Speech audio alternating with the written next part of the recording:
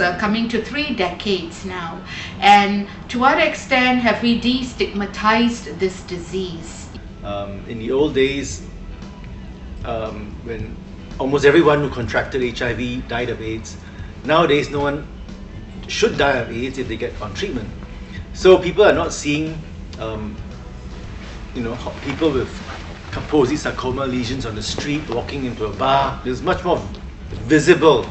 The problem now is that HIV infection has become very invisible. More and more people are going to get infected. People are not dying from AIDS anymore. So the total number of people with HIV is just going to grow year on year. So what are we doing to take care of them?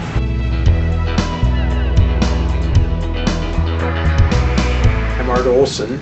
I'm a professor of molecular biology here at the Scripps Research Institute. Well, we've computed a lot on the World Community Grid, computed approximately 85,000 processor years in examining how various drugs will interact with various mutants of an HIV target protein.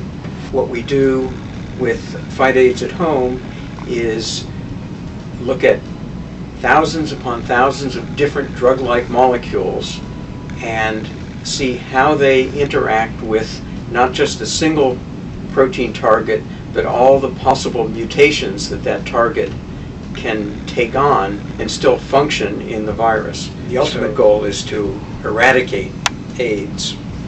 The problem is that no one has been able to devise a vaccine that will actually protect humans from acquiring AIDS.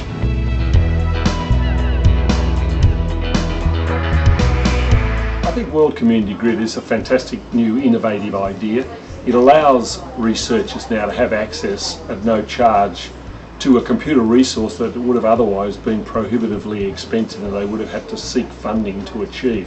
It allows solutions now to be found in months rather than years. HIV and AIDS is a big deal. It is a big deal.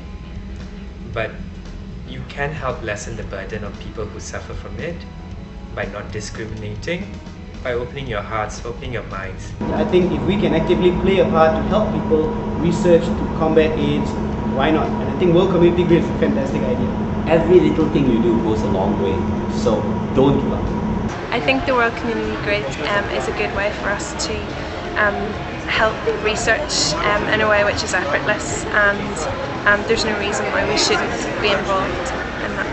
Having my computer actually doing something while in screensaver mode or while I'm sleeping and doing something which I suppose is beneficial to the world, I think is quite good. We don't spend all our time in our offices, so if we can help do something positive in the fight against AIDS, hey, we're all for helping. Research is very, very important, and I applaud IBM for supporting the researchers, and hopefully with this kind of support, in due course, one day we will find the total cure to HIV.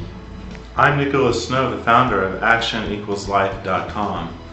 As some of you may know, in early October 2008, I announced in a press conference that I had become HIV positive. And I want to give a shout out to everyone who's being touched by the Fight AIDS at Home project, and I'm happy to be part of this video. So remember, get tested, live longer.